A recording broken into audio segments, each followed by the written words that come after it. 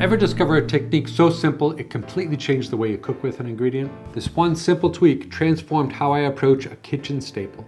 And once you see it, you'll never look at it the same way again. Butternut squash. It's inexpensive, delicious, and super filling, and it can store for a very long time. I used to think it was such a pain in the ass to cook. Hard to peel, oddly sticky when it was raw, and it should come with a pair of gloves if you ask me. But what if I told you there's an easier way to skip all of that struggle? And this one simple technique makes it effortless. The method doesn't just make it easier, it opens up a whole new world and way to use it. I'm talking about new shapes, new textures, tenderloin shapes, fillets, medallions, all from one vegetable. Most people only use butternut squash one way. After I learned this new technique, it opened up a whole new arsenal of options. Oh, and this method is especially great when you're feeding a crowd. It's one of those recipes I cooked up on that 30-day silent retreat. Stick around, check this out. I'm fresh back from taking Frankie for a walk. She's all walked, fed. And now it's early morning. I'm gonna pop these butternut squash in the oven. I preheated the oven to 185 Celsius, 350 degrees. And I plan on roasting these off probably for a good 45 minutes to an hour, maybe a little bit longer, we'll see. This is the big one. This is from my friend's garden down the road, his allotment. Okay, so I'm just gonna pop these in the oven.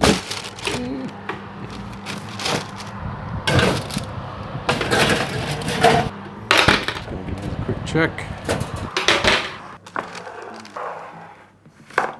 Right, so what I'm looking for is if you can pass the skewer through the thick part. So it's easier, you know, the seeds are in the wider part and the neck is where all the meaty flesh is gonna be. So I just wanna be able to pass a skewer through that easily. That one worked. My guess is the ones on the edges, because the heat's gonna hit these first, they're gonna be done first, whereas the one in the middle, maybe not. So then on this one, yep. But then this one's a little tough. Put the bigger ones. Gonna pop this one in the oven for another 10 minutes. These are the ones that are done. A little bit brown on the edges. So I'm gonna let them sit for a few hours and cool down completely, and then we'll get to work with them. This is the medium one. Super easy. And I always have parchment paper, baking sheet on the side.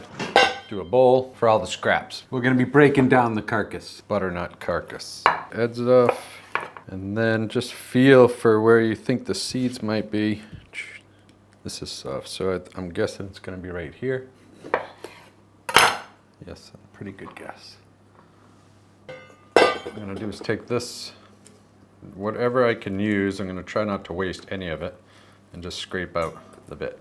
Can we have that? This. So this is what I call a tenderloin part. So the meaty, fleshy neck. If you can, sometimes it's easy to peel the skin. Try to peel it.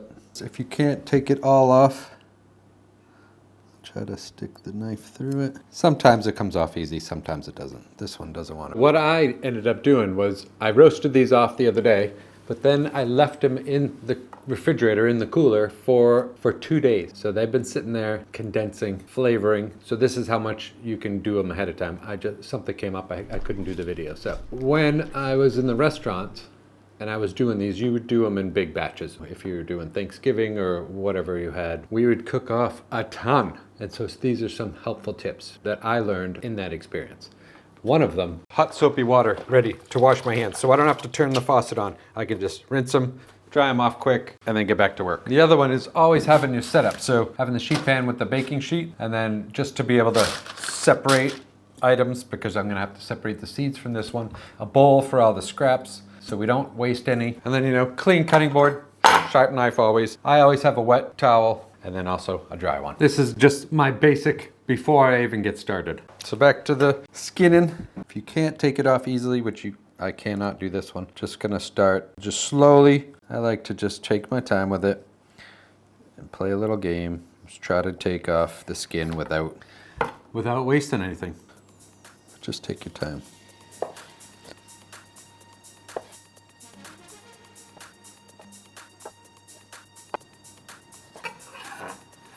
There you have a beautiful tenderloin style type butternut.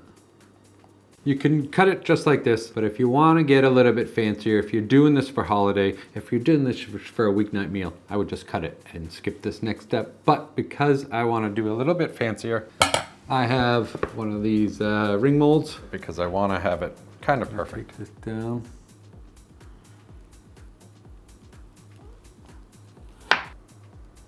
And this can go into the scrap bowl. Now at least I know that it's somewhat even. So this first one, we can get 2, 4. I'll be able to use the 10-inch. Just add a little bit of oil here. Make sure the pan's nice and wiped out. I did preheat the oven to 200 degrees Celsius, 400 degrees Fahrenheit. This is getting hot. Just gonna add a little bit more oil on the bottom, touch of salt on the bottom. Helps you know it's hot, butternut. And I'm just gonna lower that down a little bit, just to a low heat. Some vegan butter.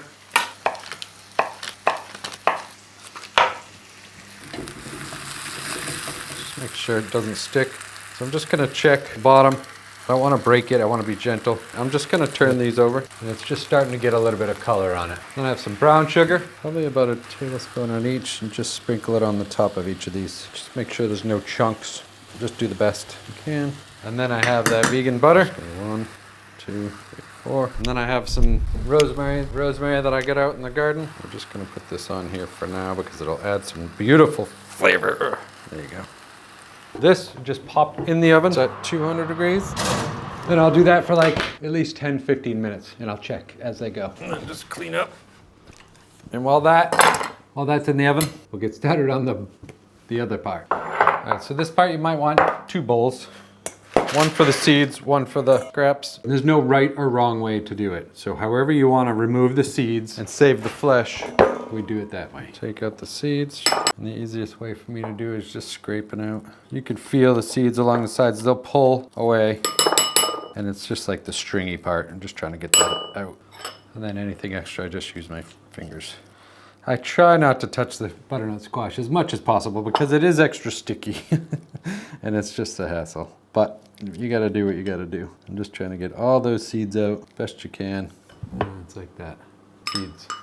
So now we can do this the same way we did the other one. I'll just slowly, but it's super thin. Now you can try scooping it out with the spoon, but it tends to not work as well as this. This is a little bit more accurate, and you can get more butternut squash out of it this way because it will come apart pretty easy. And I don't mind if it comes apart. I just want the skin off it, whatever's the easiest way for you. If you're doing this for Thanksgiving or anything, you can always have this done a day or 2 ahead of time, which always helps. It's just sometimes a little bit tedious, that's all. But if you don't mind it, for me, it helps me practice patience because I like getting things done fast as possible, but this really, you kind of got to take your time if you want to do it right. And it helps me to relax and slow down. And then just the last part, pretty much cleaned up except for this part right here. And all I'm going to do with that, done. Since this is just scrap, there's 1 seed there, so I did a pretty good job with the seeds. Just going to chop this up. Oh, you know who's here? Give me a kiss first. Is that good? You want some for your dinner tonight? Yum. Yummy. And that's what that looks like. It's beautiful so far. I'm gonna turn on the heat a little bit here, just on low. Pan is super, super hot. I'm just gonna baste them.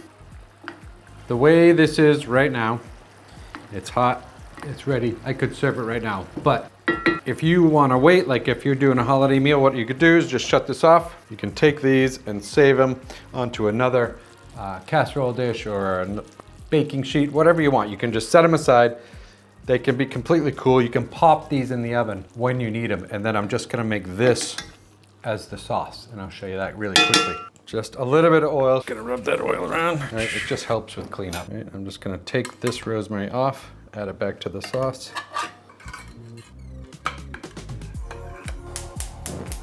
I get that sauce back on there, take the rosemary out. I'm gonna heat this up to be more of a caramel. And you can see that's looking beautifully caramelly. Just gonna turn that heat off.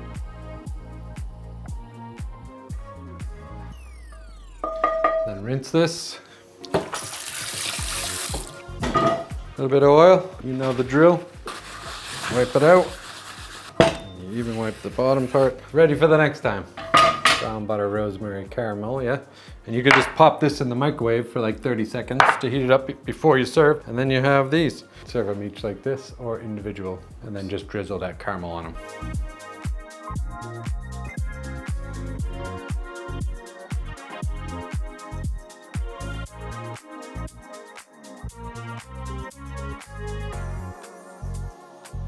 Awesome. This looks fantastic. It smells fantastic. And there's something super delicious about the combination of brown sugar, butter, and rosemary. A little bit of pecans for garnish.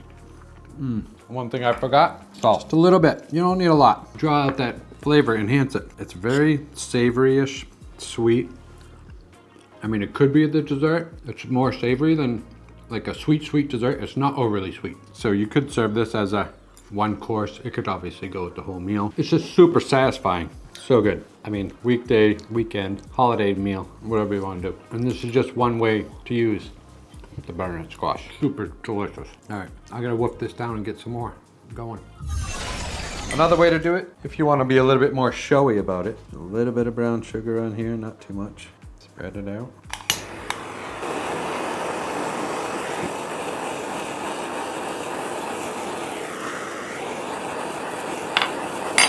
And to be a glutton, I just take a little bit of hot maple syrup, a little bit of yogurt, and then garnish it with a little rosemary. Yum! Delicious. There's so many ways to do this. It's honestly so good. I mean, it's really good with the maple too. So if you want to do show, you can do it like a brulee style. You could add like a vanilla ice cream, a vegan vanilla ice cream. It'd be really good. You could add a vegan whipped cream, whatever you want. So good.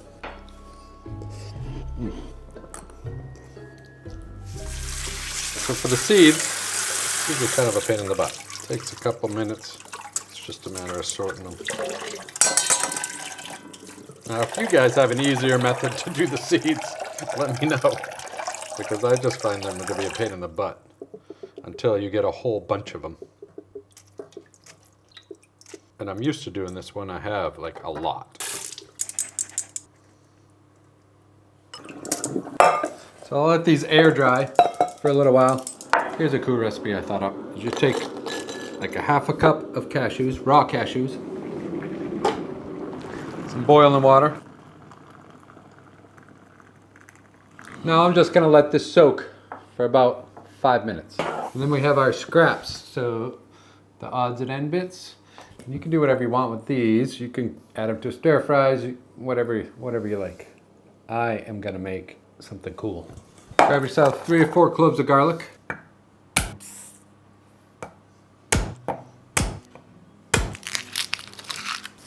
Quick dice. You don't have to go crazy. Just a quick one. Sage leaf, I'm gonna use 1. You could use 1 or 2, but they tend to be a little bit strong, so. Any kind of blender. Add your scraps. Drain out cashews. Make sure you clean up the bench. Nice and clean. Start blending on slow. And I use this because I want to make like a butter. Okay, so if it's not catching, you can either add a little bit of oil, olive oil, or I'm gonna add water. So for the no oil people, just a little bit because you want to get it going. That's it. You just want to blend that till it's super silky smooth. Nice and smooth. I'm gonna have a couple of these deli containers.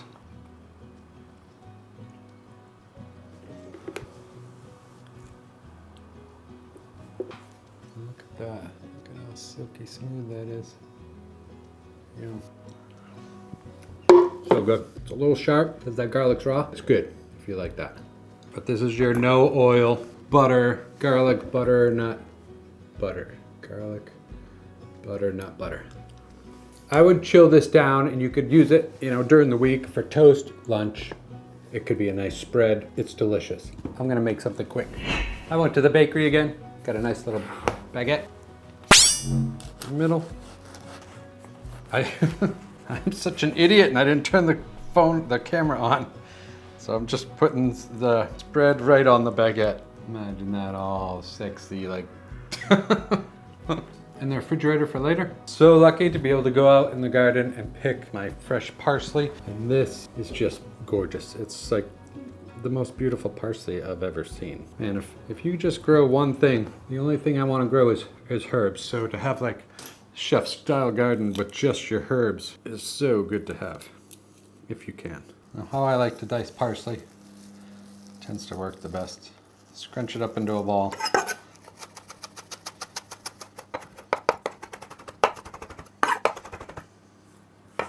That's it. I'm just sprinkling on here. Some cracked black pepper. Close it up. Clean up. Tin foil. And I've already preheated the oven to 200 degrees Celsius. Again, that's 400 degrees Fahrenheit, right? 200 degrees Celsius, 400 degrees Fahrenheit, yes. For 15 minutes. For the seeds, right there, dried off pretty much. I am gonna add oil to this, so I don't have a lot in here. Just a little bit of olive oil, a little bit of salt, a little bit of black pepper, a little bit of garlic granulated, and for shits and giggles, a little bit of smoked paprika. It's not a lot, but it's enough. Just pop this in the oven with it. Good girl. Yes.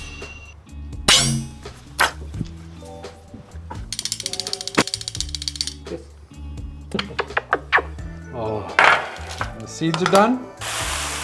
Beautiful. Wow, these are like really good. Really good and crunchy. The garlic bread is almost done. I'm just gonna unwrap it in another 2 minutes.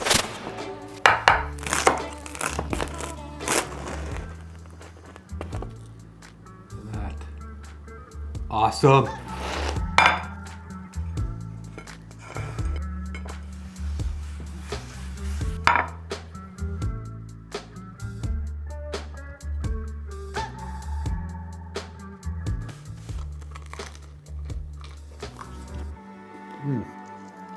So good.